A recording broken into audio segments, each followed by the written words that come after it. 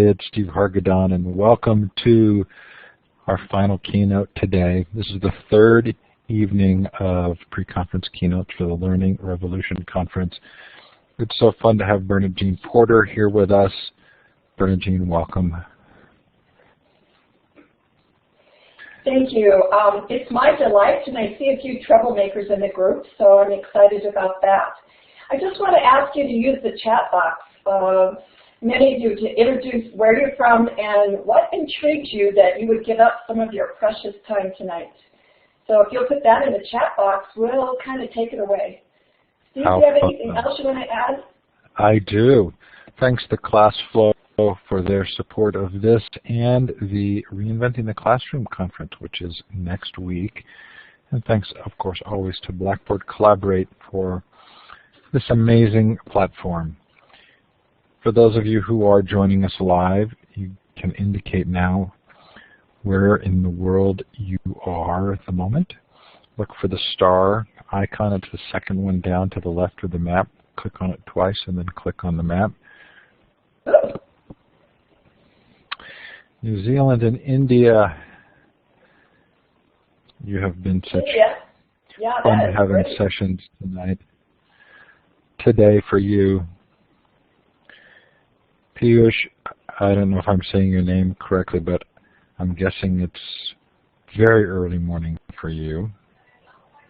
Maybe a little bit later. And Piyush, do you want to know you? I've been doing a lot of work in Mumbai.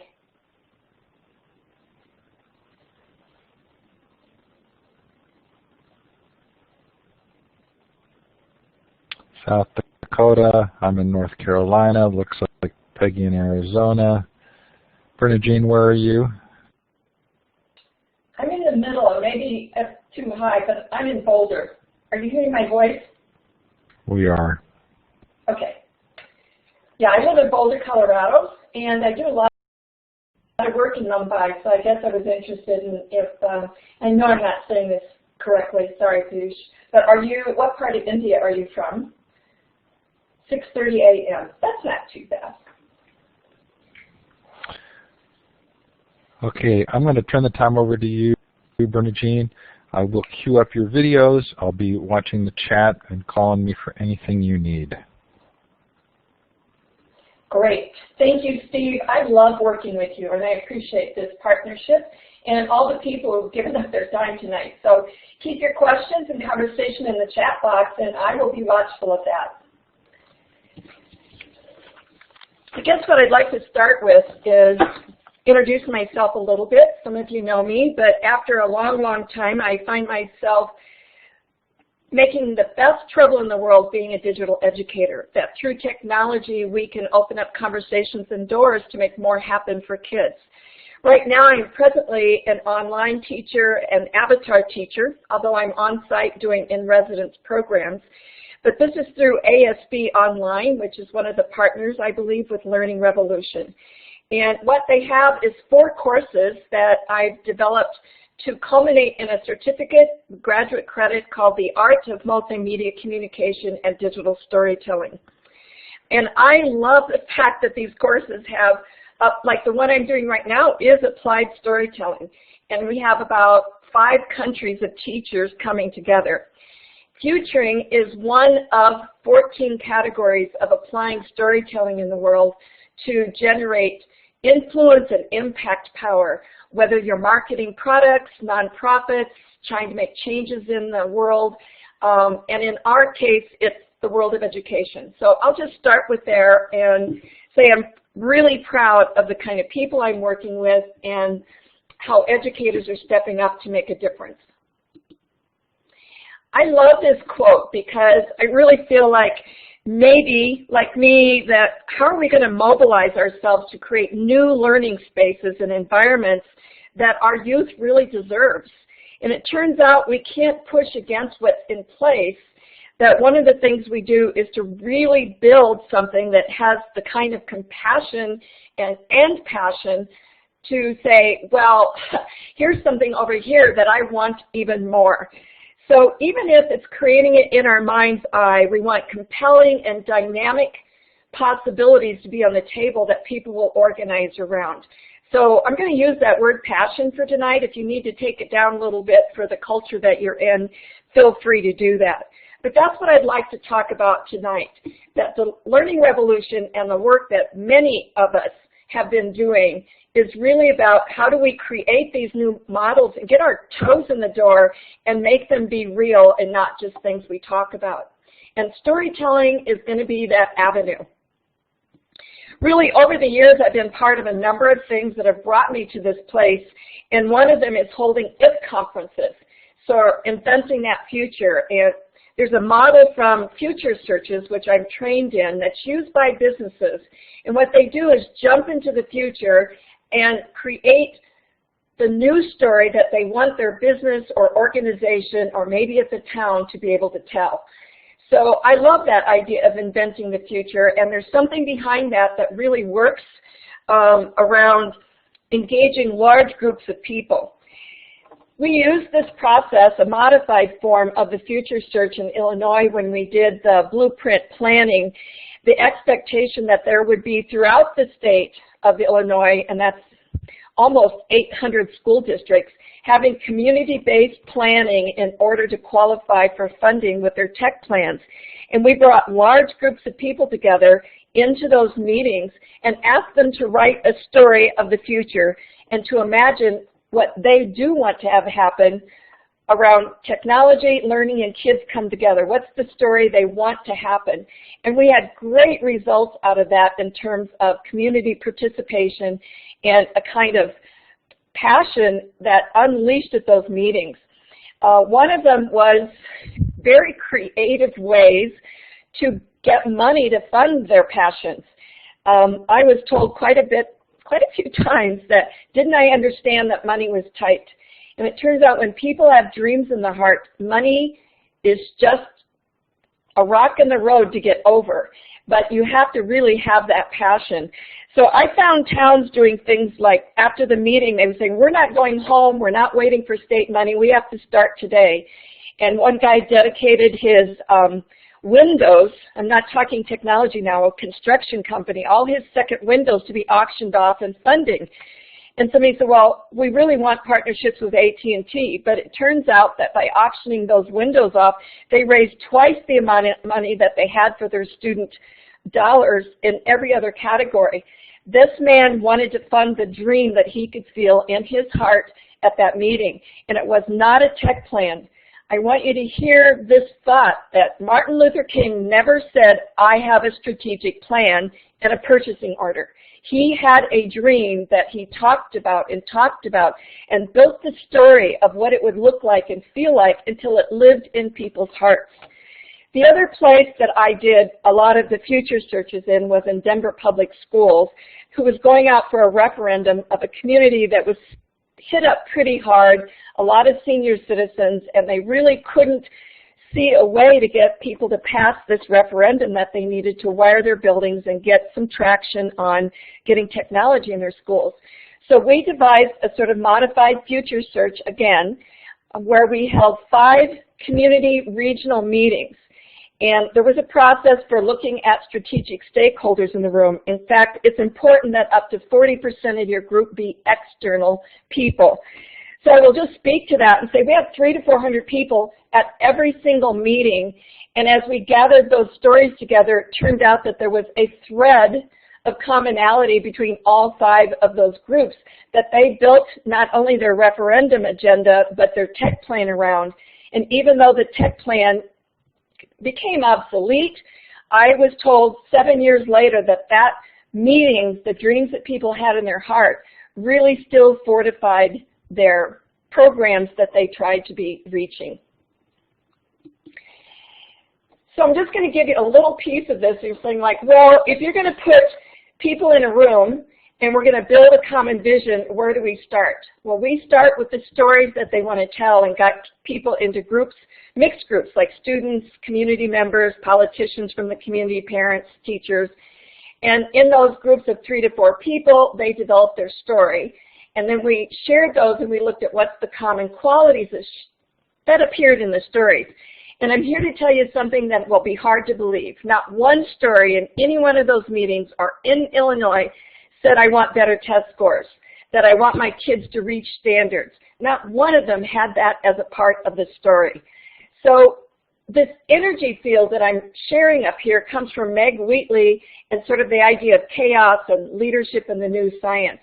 But that energy from the individuals and that many people being involved created a group visioning process that then creates a collective vision and changes individual behavior and changes the organization's behavior. It has huge power to collectively tell our stories. And even though they may have had different perspectives, the commonality of that really moves agendas ahead. And that's why I became involved in the storytelling process and maybe using it with schools to say, how do we lift ourselves up out of that old story and shake off things that are not the kind of stories that we want for our kids? There's a word for this. It's morphogenic fields or story fields. It's a kind of gravity field that gets created in which these are the stories we tell, and the more passionate they are, the more influence power they have. So there is a science behind this process that's used by businesses and communities that I would love to see happen more in schools. I don't see a lot of it, but I had 2 or 3 experiences where I know that it works. So morphogenic, that's one of your science words for the night. So here's what happens in those community meetings where you gather everyone together, a sort of mixed group of 3 to 4. We write a narrative story one day in the life of a student. And if you want to, you can say in the life of an educator or the life of a parent, but we focused on the kids. And we asked them to write 1 page. It needed to be 7 to 12 years from now, like stretched out into the future. It was first person with lots of rich details of showing, not telling, because that grabs the imagination and makes it feel alive. And of course, I have to say, we wanted it to be positive. We don't need any, fearful stories. And then this is really, really important for your own goals and for, working with kids. It needs to be present tense as if it were already happening. To keep it in, it will happen, always pushes it out into the horizon and does not take it into people's hearts. So you're really acting as if you have arrived into your best, perfect story. So I'm just checking my notes here, and I'd like, Steve, for you to play the first video clip that we have, and then give me a chance to set it up here, called TAMS. This is a business organization that wanted to create an online environment, and it was a number of years ago where people didn't really get what it meant. So they created a future story of what it would be like for a student to be inside of their learning environment. So I'm just going to have Steve show that to you. It's called TAMS. I'm going to put it in the web tour. I'm also going to put a link in the chat if for some reason you have trouble with YouTube. Here we go. Although education reform is missing new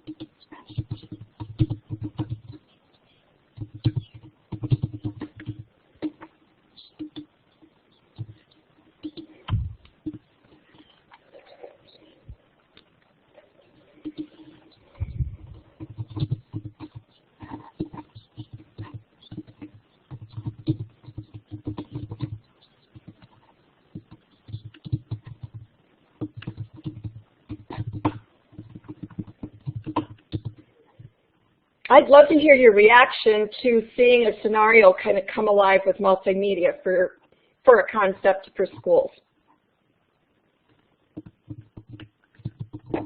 And I'll take one or two comments and then I can do other things. But I'd like to have the audience participate. Which you can do by putting a note in the chat, or I'm going to give everyone microphone privileges. I think Bernajean would be comfortable with that, and you can just turn your microphone on by hitting the talk button if you'd like. Thanks, Steve. Peggy says she's still watching it, so that may be true for others.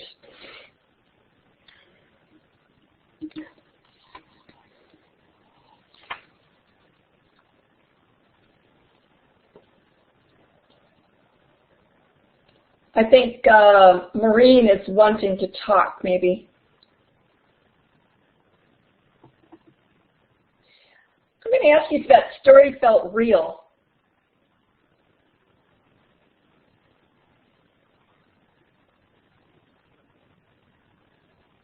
The little blue bubbles next to the names that have the lines in them means they're typing. Okay, thank you.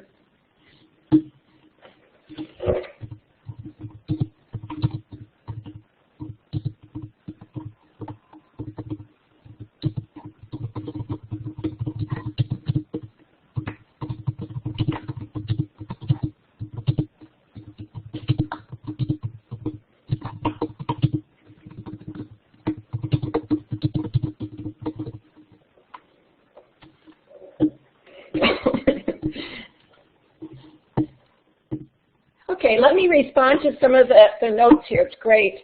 You know, Tam never lifted off. So this is the front end of what people were trying to make happen. But it guided lots of their choices, and I still use it when we try to think about what's the next generation of online. The goal here is to imagine what you do want and not be tied to reality. I love this quote: reality is the leading cause of stress for those who choose to be in touch with it. So it's why we jump you 7 to 12 years out at least, so that you're not tied to, is it possible today? And then you backfill with, what do you have to do to begin to make that happen? And in my community meetings with businesses, where communities actually jump ahead 50 years, they don't dabble with the 7 to 12 years, they don't deal with reality. They're saying, this is something we want for our community, and then everyone in the room, from their perspective, takes on, what are they going to do to begin today to make that story be the one that's told? So it's a process that really stems from how the brain works with storytelling. And it is one of the features in my applied storytelling thing, and you can look it up online, Brains on Stories, that the amygdala and some other chemicals start to be released, like the cortisols, the oxytocins, you know, the dopamine squirts, that the brain doesn't react to facts. Facts do not cause people to take action. It's the storytelling. And you don't want just storytelling or just facts, but we're using facts like research-based decision-making. People don't make decisions based on research. I don't know if you've noticed, but generally people are taking action and then, you know, going out and finding the research to support their decision-making. Before multimedia came in these previous events, what we did is, after we put the tech plan together, we created little vignettes, narrative vignettes of real personal narratives of what it would look like if these goals came alive and people walked inside of the schools and saw it happening. But we can't start with, can it be real, do we have the technology? Because all the technologies get invented around what people imagine. And so the culture, the technologies we need, what we need to have happen, start with, what is it that you want? And it can't be a shopping list. So, you know, this is not a whole night focused on this, but I just want you to know it's something that exists in the world. The Art of the Long View is a wonderful book that talks about what happened to a corporation, an oil company, Shell Oil, who did this scenario building around the imagined idea of oil not being available from the Middle East. They were the only oil company that not only survived the oil embargo, from the Middle East to the United States, but they thrived in it because people jumped into the story that they already knew and understood. Not a strategic plan, but how they were going to be as a company if that happened. So it's really a powerful brain-based strategy, and it attaches people to it in their imaginations. So here's something to take any kind of vision that you might have, whether it's a personal vision or a school vision or a corporation vision. I take whatever's on the table, and before we do any kind of strategic planning, I want to know what's the zest or the passion. Rank that 0 to 10, and we would put it up on the wall and give people dots so that they could physically, kinesthetically do that. What do you believe is the ownership and the urgency? And when you get done on a scale of 0 to 10, you're going to have a visual map that sort of gives you a collective look at where people's commitment is. We often have vision statements that people don't identify with. They may know the vocabulary, but they're not feeling any urgency or zest. So no reason to have strategic plans if you don't have that. And you cannot change from the Titanic to another kind of ship and reorganize all that without ownership and passion. There's work ahead. And in fact, what I would say to you, is that in a case of 0 to 10, you need at least a 7 or above for there to be energy to be able to live into the new vision. And if you have less than 7, you have work to do around socializing and getting commitment around that vision having viability in your system. And I shifted onto this because I guess I feel like I don't need to talk about this a lot with the kind of people who are in the room, but I want to know, what are we, our cultures in our communities, pretending not to know? And I don't care if you're in Canada or India or Dubai or where you're at, international schools or local schools, our kids are bored. They are not committed to school. They are showing up out of compliance. They are volunteer learners. And the stats everywhere is about 77% of the kids, specifically starting in 7th grade, finding themselves uninterested and unmotivated by school. And I will just say that at this point, when you are bored, it thins the membranes of the cortex. It changes the physiology of the brain. So this is not about them sucking it up. And I hope that's not a bad word. Delete it if it is. I mean, we just say, like, go put up with it. But you have long-term boredom. You have atrophy. And those kind of schools are never going to commit our kids to be able to be their best in schools. I don't know about you, but after years of being out here and having those kinds of conversations and putting the stats on the table, I feel like I need a little fortifying because I get world weary. So I just think this is a quote that I keep in my heart, and it's one I use in my program that says, the world needs all the good I can do. So I'm just going to get up every day and put my drop into the world. Our kids are going to literally be inheriting the earth.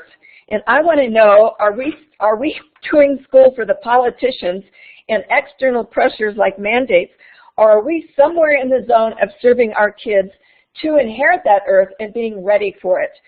So with that kind of conversation, I decided to take the storytelling skills and the idea of future searches, plus some wonderful research in the world, and create this program. So I'm going to shift from future searches to systems to individuals. And this is a program that I call, I Imagine Taking My Place in the World. And for when I'm doing teacher workshops, I do, I Imagine Waking Up a Generation for Their Own Greatness. And what that looks like is taking a look at our kids and not seeing them as test scores or kids and their behaviors who might be bored and acting out, but they're about growing into the life of what they imagine to be. And if they have a blank screen, we're in trouble. So one of the things I want to look at is, do we know our kids' dreams and talents? And if there's anyone in the room, I'd like to tell you that the word educate has so much power in it. Educate means to unleash potential. And if that were our daily mission, and if that were built into our vision and our decisions and the way we do curriculum in school, I can only imagine the amazingness that we would unleash into the world. So taking that in hand, this is what I really have in my heart. Every child should know that there's something good and unique about them, that standardizing them is not going to serve the kind of fast-paced change and diversity that's needed in the world to deal with that, that they have value. And I want them to know that when they're 3 and 5 and 7 and 12 and through their early preteens. And is that a conversation that lives in our hearts and the way we do business with kids? I heard something the other day, and I sort of get it because our teachers also need their spirits raised. But I have teachers explain to me they just didn't have time to learn kids' names. And I thought, are you kidding me? The name is the very essence of who they are, and if you don't have time for that, what are you doing? So we have a lot of kids who say, well, no one's ever asked me, what's my dream? What am I interested in? You know, what's my passion? And sometimes these kids have blank screens because no one's asked them. They've sat in the seat that says, your job's to get good test scores so that the school understands I'm doing a good job as a teacher and I can move forward in my career. But at the end of the day, it's not about our careers. And I know that's tough when there's so much clouds and threats over our heads. So I guess I'd like to talk about passion, but I think someone called Sir Ken Robinson, and this is the first clip for you, Steve, to show. Ken Robinson has a book called Elements. And I think I took this clip from a presentation when I shared the stage with him. He is awesome about this. So let's show it now, and it has to do with kids and adults in the world living their passions.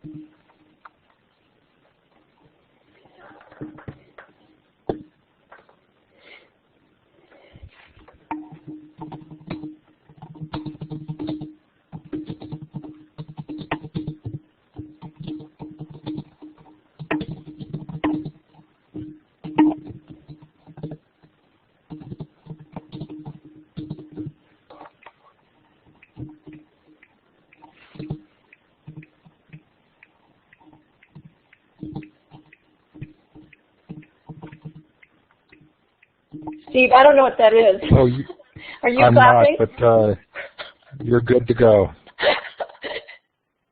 Okay. Well, here's what we want to start to sort out with our kids, and it takes a little bit of awakening the dreamer and believer in themselves in doing that. So I ask, what makes your heart sing? Where does that energy come from that says, I'm going to do this whether I get paid or I don't get paid? And certainly lots of teachers find their passion to be about working with kids and find their energy drained when the kinds of work that they're being required to do is not fitting. I don't know what that is. It's not fitting the work that they want to do with kids. Steve, can you hear that clicking? Doing it sounds like it's coming through your microphone, so I don't know what it might be.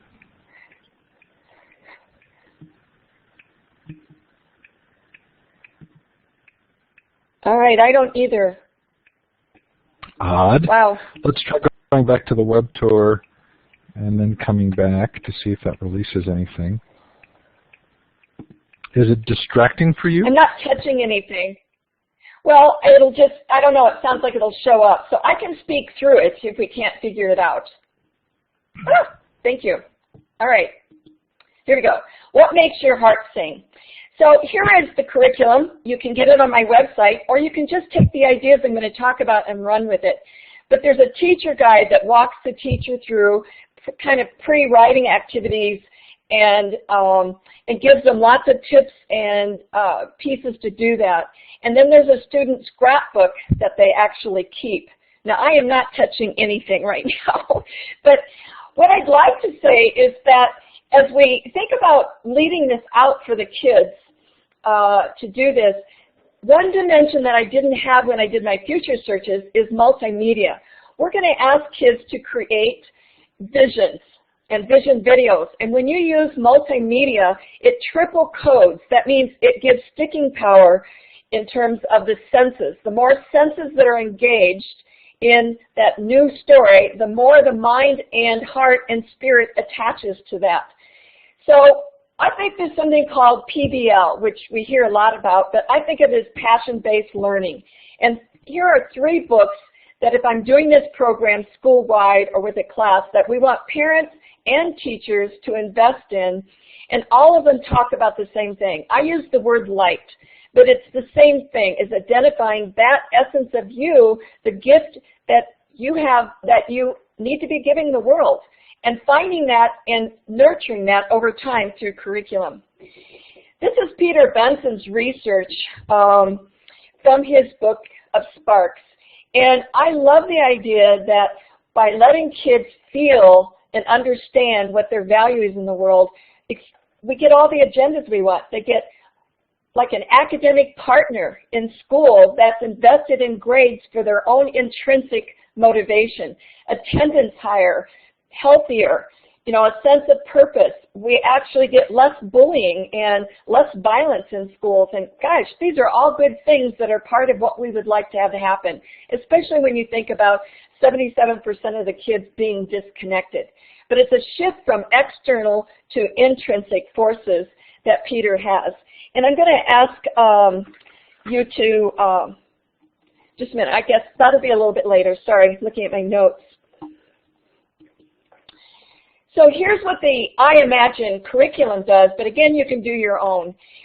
We work on having vision videos where kids go through the process of identifying their strengths and interests and talents, but especially finding their light.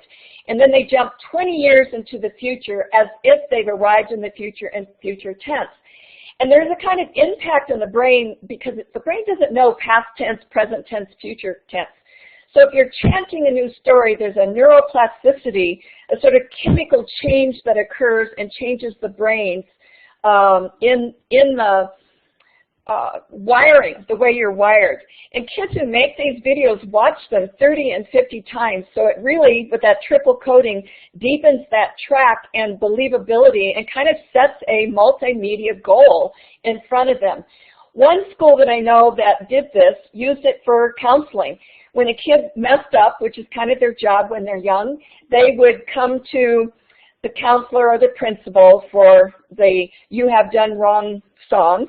And the first thing they would do is show them the vision video and turn to the child or student, excuse me, and say, what have you done today that may have gotten in your way of having the dream you want?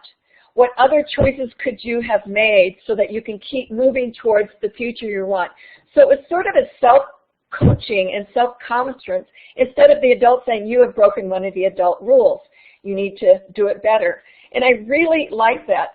And I would say middle and high school, but I do have young kids very early, and I'm going to show you an example at the end, doing aspects of this in as early as 3-year-olds and 4-year-olds, and certainly 5- and 6-year-olds.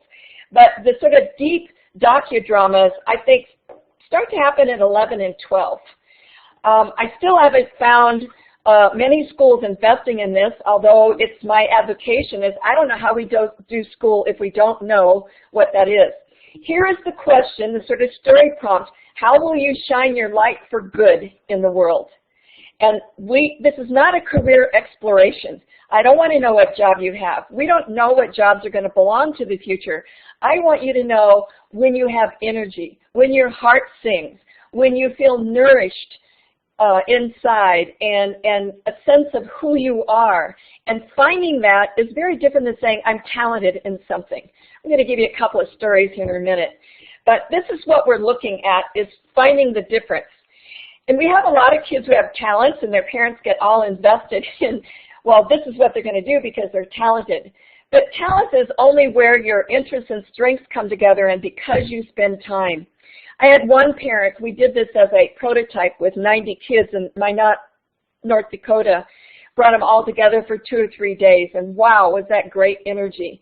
And I had one parent say, well, I don't know why she wants to be a physical therapist. She's so good in the violin. I'm sure that's what she's going to do. And I said, that's not what she has in her heart. She has this other work in her heart. And they said, well, are you sure if she doesn't spend a couple more years getting better at the violin? I said, has nothing to do with that. It totally changed the dynamics at home and the conversations at home to know the difference between a talent and a light. And sometimes talents and strengths can be your light, but they're not the same. Interests are going to change over time. Talent is what you invest in. And strengths are certainly things that come to you, like, I'm pretty good at talking and I'm really glad for it. It's not my light, but it's a strength I've had since the time I was probably, I understood I started walking at 9 months and talking at 10 months, my poor parents. But we work hard with the teachers and kids to sort out the difference between these, and we work with the scrapbooks. So now I'd like you to share the Peter Benson Spielberg video about what is a strength and a talent, because it really surprises the kids when they're not doing career exploration.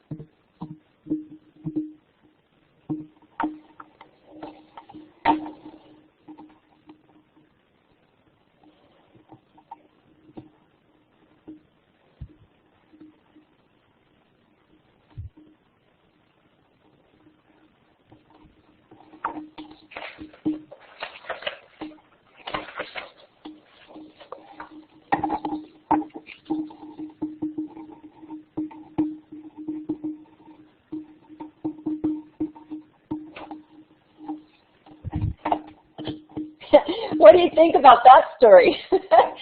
You know, when you think about your gifts, sometimes kids don't want to put out there, you know, what their gift is. And I just like to share one more story that comes from my life. We had a young nephew who, like starting at age 5, loved magic. And he would set up his little magic puppet theater and do this at family meetings and, you know, gatherings and picnics and birthday, and we all clapped at him. But by the time he got to middle school, everybody's saying, you know, you're going to start to be weird. You're going to have to give up the magic and do something serious with your life. His name was Joey. And poor Joey, this seemed to kind of be a passion. I mean, he just couldn't get off the topic of looking at tricks and practicing them and certainly using his family as a major audience. So even though he went to middle school, it stayed a major interest to him, and he did get made fun of for that, but his passion was stronger than the kind of bullying. But his parents really worked hard to say, you know, please don't reveal that part of yourself. And today, Joey has won the Close-Up World Cup for Close-Up Magic 3 times, and he makes a living inventing tricks for other magicians. I think we have to be careful not to dismiss those elements that don't seem like careers, and whether he used it for personal fun, I remember a family meeting, gathering to celebrate an engagement, and I don't know how he did this, but he got Kylie's engagement ring inside of a cracker box, inside the ripped open brown paper, and she was really upset because she thought she lost her ring. But, you know, maybe it would have just stayed a personal joy, or maybe it would have stayed something he did to earn money for community foundations. Maybe it turns into a career. But at any level, it should always be nurtured because it is that part of them that's alive. And there's many, many stories like that inside the Sparks and Element books and the Nurturing the Strengths. Sometimes we have to give them pre-writing, and I start with metaphors. Metaphors are very safe and, you know, fun and exploratory. So again, we have to get kids out of this, what am I going to be to grow up, and will people laugh at what I think I am? And so there's a lot of exploratory things. If you were a bird, you would be because. And we have collages where we engage in the multiple intelligence of hands-on art activities and visual activities, but we ask kids to find anything that represented the best of who they were and create collages, and we surrounded the room with that and put them in the hall, and they made miniatures of these to put into their scrapbooks. And then we did this activity where they went around and interviewed all the people in the world with what's the top 3 or 4 words that would describe me, and they had to be positive words because that's what a future vision is. And we brought them back and put them in the computer, and then we had the kids in the classroom do a round robin on the computers and add in 3 more words that would describe these kids. And we generated Wordles that we then ironed on T-shirts, so we would always have these sort of Wordle days. The best of me, you're wearing the best of who you are and the best of who people think you are. So again, there's a kind of pre-writing activities that go into that. And they had so much fun. I put a box of stickers and things out, you know, and really invited them to do what they wanted to do with this. And it can't be done with a digital scrapbook. People wanted to do that, but I'm saying, like, please leave the kids with the kinesthetic experience of scrapbooks. And this is the place where after they've designated what their life is, I want to know, generate all the ideas that might occur in your personal life, in your service to others, maybe something you would do to inspire, and then maybe how you might make a living with that. So we didn't want kids to think of this, I'm going to grow up and do X, Y, and Z. I will tell you that we had one student who wanted to be a football player, and that's pretty common in junior high, and I thought, oh no, we're going to have to talk. So I'm sharing with him, and I said, okay, if you were a football player, what does that mean to you? And I was waiting for him to tell me he'd have a big house and a fancy car. And what he said to me is, I think I could raise a lot of money for a foundation to be able to cure brain cancer. My sister's best friend has it, and I think if I were a football player, I would be able to earn that kind of money. So he really had a dream in his heart in which he was going to use what he thought was his talent as a middle schooler to do good in the world. So asking those questions behind there really was helpful. So again, we prototyped this in Why Not. We made a big splash. We made T-shirts for the kids. We made room. And I have people saying, where are you going to find the time? And I'm thinking, how can you not find the time? We had newscasts inside of there. Parents come in. It was an awesome experience, an energy that I can never describe. Kids were running around talking to other kids that they either never met or never talked to and say, have you found your light yet? What is your light? Oh, I really like that. Yes, that fits you. Or, oh, I would never have guessed. And then we did this round robin circle where we would have kids announce to every person in the circle, my light is generating ideas. And the kids would respond, shine on. And then they would go around the circle and get that affirmation. It was really just sort of tingling to have kids experience that affirmation. This is CJ, who spent 2 days not writing anything, and finally the teachers sent me over to him and said, do something with him. He won't write. So I laid down on the floor with him. I said, what's going on? And he goes, well, everybody knows that nobody knows the future. He goes, I just think it's ridiculous for you to ask me to do this. And I said, you know, I bet you're kind of a scientist guy. And he goes, yes, I'm really good in science. And I said, well, I think that's great. But what are you going to do if you leave a blank screen? Because if you have a blank screen, someone else is going to write on it. And do you want to live in their story, or do you want to live in the story that you want to tell? And you're right, it might change over the years, but the substance won't change. And I'd like you to tell us what's the story you want to live in so you can be sure you're living in yours. You should never leave a blank screen. So I thought I kind of got his attention with his logical mind. And the next day people said, you're going to have to go back and work with this guy. And I said, what's wrong? I thought we got him going. They go, oh yeah, he's on his 5th or 6th page of writing. And every 100 words makes a minute of video. So he had gone way overboard. But he was such a good writer.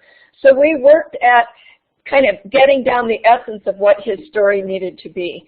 And he was so good at writing that I said to him, you know, CJ, you're really a good writer. He goes, no, I'm a scientist. I said, yeah, but what if you used your science and your writing skills to write young anthropology books like Indiana Jones and make adventures out of your anthropology? He also had been keeping a secret notebook that his parents didn't know about of names for bones. And I said, did you get those off the internet because that's copyright? And he goes, no, I've been making these names up since I was 7, and I'm going to use them when I do find my bones. Almost no one in the school or his teachers knew that he had this love. And to have him be in middle school, not so good. So one of the things I really like at the end of these I Imagine is we're 20 years into the future, and I ask for them to step back and give advice to their younger self. And this really started coming from their hearts. There's an app called Age Me where they could age their today's picture. And it's really pretty funny. I'd like to have one that makes me younger. But it was fun to see the kids kind of get into that. And we did some other props if they wanted to do that, or they could just leave their voice. But this is what CJ left. And I just thought it was so insightful. And I'm going to read it so that it's part of the audio. If I could tell my younger self some advice, it would be to let your heart lead you to where you want to be. And once you find your own light, it has no choice to shine. You'll think about it and you'll dream about it. And this was from CJ, and every one of my students' videos were like that. I'd also like to say that I had a gifted and talented teacher who did this with her 4th graders. And I don't know if you know this, but gifted and talented kids can often be hard on themselves when they don't get A's. So Elizabeth, as a teacher, was called down to work with this young girl who was in a puddle of tears because she hadn't won the spelling bee contest. And Elizabeth said to her, you know, do you remember the advice that you gave yourself? And she kind of sniffed and said yes. And she goes, well, share it back with me now. And the young girl says, I'm really smart, but that doesn't mean I'm not going to make mistakes. But those mistakes will not keep me from having the life I want to have. And Elizabeth says, well, how do you think it might pertain to this disappointment that I know you're having about the spelling bee? She goes, I can see it's not such a big thing, and I should just go on and know that I'm going to keep making my life I want.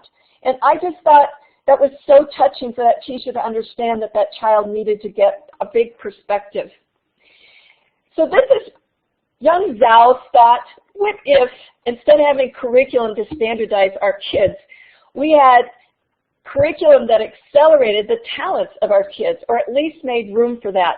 And I think there are things out there like Genius Hour and FedEx Days that we're trying to get a toehold into those kind of things, maybe the maker movement. But I think it needs to certainly have a larger place in our life. And I'd like to share just a couple of these stories to let you feel what they look like. So, Steve, if you'll cue up Mitchell's story. This is Mitchell's story 20 years from now. Enjoy.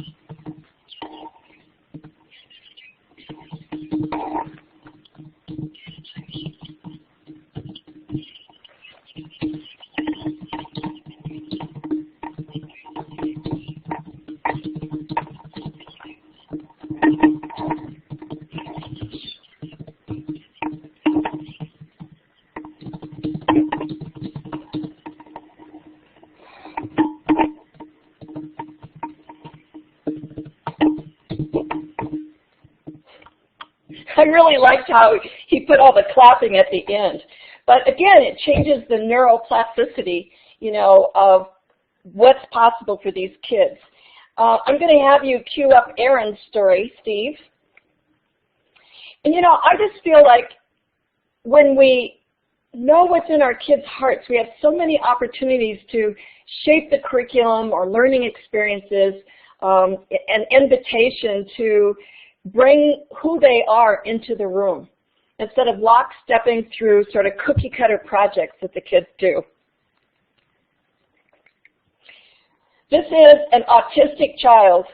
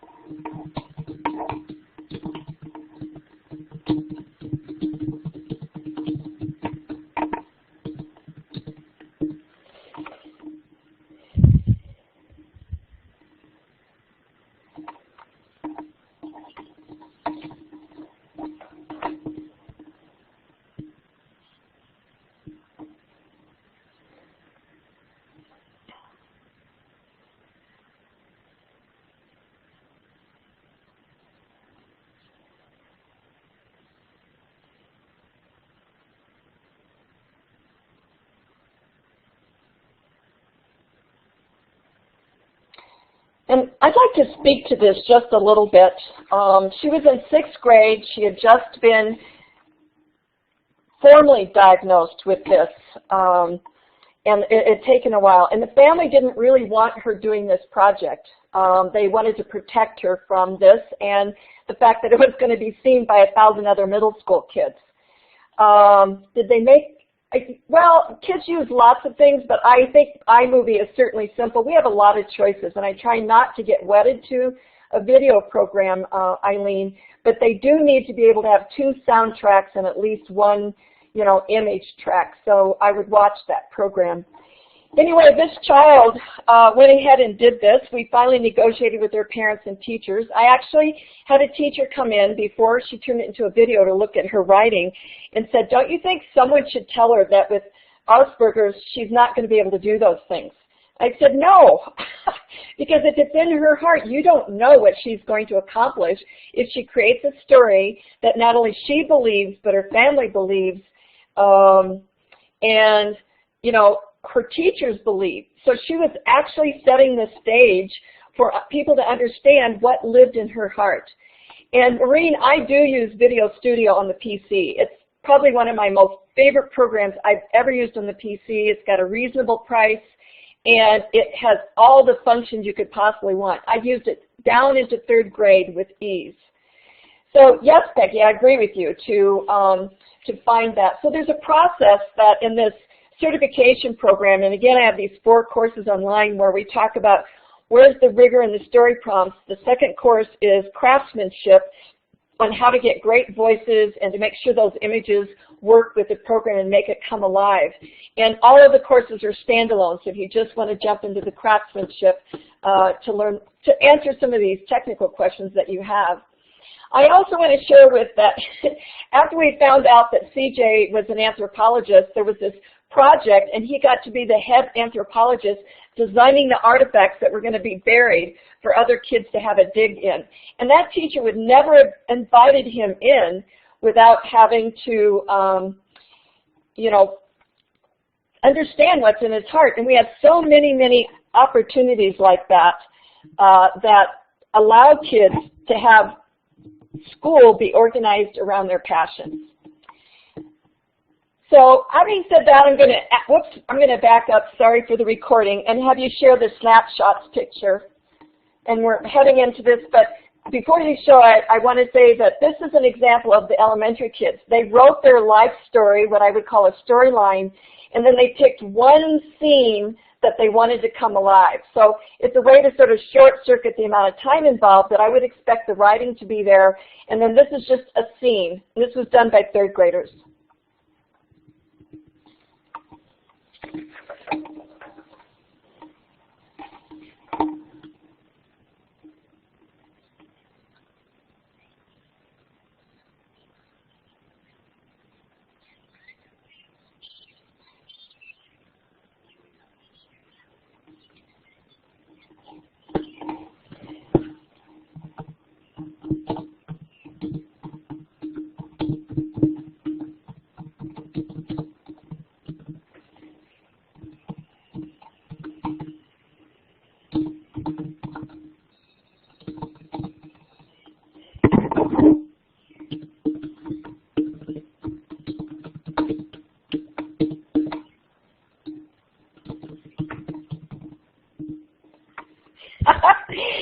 Well, there were lots of other examples, but again, just letting it come alive for the kids, and we have a lot of variations that we leave in the curriculum.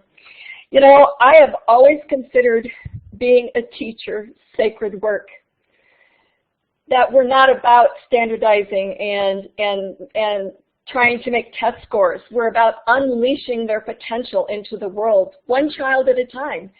And there are so many stories that I know that you have that you do that anyway, but just imagine a whole school really getting it, and that the first conferences with your parents is a discussion about their passions and finding sponsors and ways for that to come alive for kids. So we're going to look at the last video clip, and then I'm going to do the wrap-up, and that is Sir Peter Benson's appeal that just says, where do you start?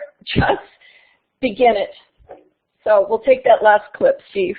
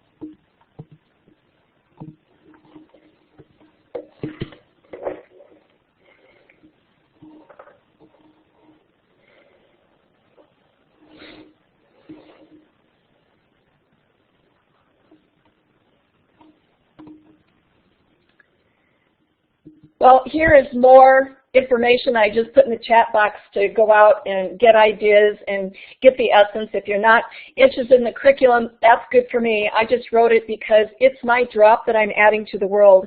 And I think a first place to start is to let our own hearts sing. We take the climate into our classrooms. Our teachers take their climate in. And we need to find ways to sort of lift up that spirit, that it can serve us even better.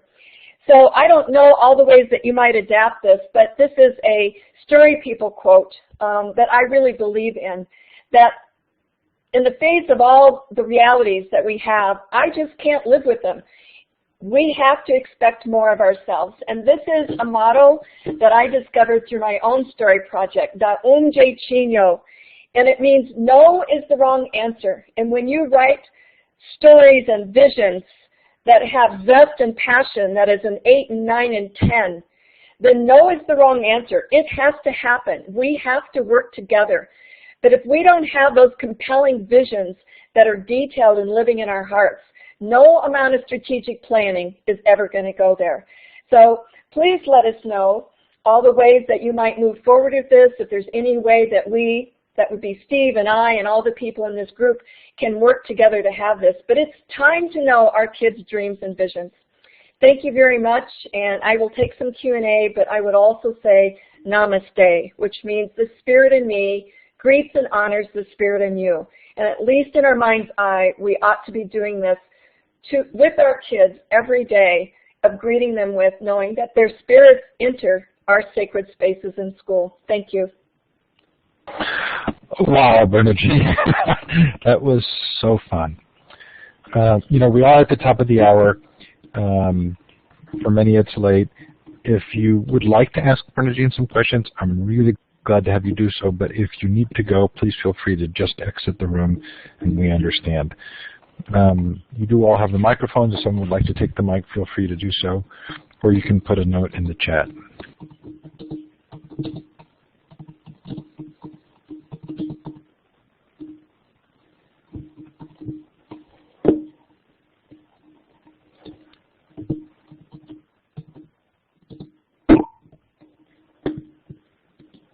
So is Dao Jeitinho Portuguese? Yes, it is. And, you know, I've had it on my business card for years, and I was doing my first digital storytelling with Joe Lambert in the Center for Digital Storytelling when I was struck with, this isn't just something new to do as a bandwagon. This is my work in the world, to cause trouble and to invite people to go to higher ground. And it's a story about me being on a family farm, and my dad wouldn't give me a horse. I don't know why, but it was the wrong answer. So at 7 years old, I got a little attitude that says, well, I'm going to have to get a horse anyway because I had to go round up cows every night, and it was really a tough job. So I spent the summer training a cow to be my horse. And it was kind of a big job, to be honest.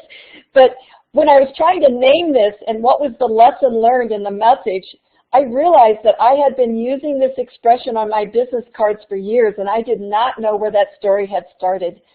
So I realized that when someone tells me, no, it's not possible, it's the beginning of my passion and energy that says, well, we're just going to have to do it anyway. And I think we need not willfulness, but we need to say, I don't care what's in our way. We still have to do it if we're going to take care of the sacred work we have in the world. And Bombay Initiative, I'm not sure the context of that. Oh, Steve answered it. No, I was actually translating the colloquial from the Portuguese. Okay. For me, I've heard it means no is the wrong answer, work with me, work with me. No self-respecting Portuguese takes no for an answer at the bank, anywhere they're at. It's just the beginning of a conversation if something needs to happen. And we certainly know that we need a revolution. And it's why I am so proud to work with Steve and all the people he gathers together. Oh, you're so kind. That was so fun. Let's call it quits. Bernajean, thank you. I made lots of notes. You're going to be hearing from me. Thanks, everybody, for coming. I'm clapping. You hover over the smiley face and go down to the applause. Namaste. Thanks, Bernajean. Thanks, everybody. I'm going to turn the recording off.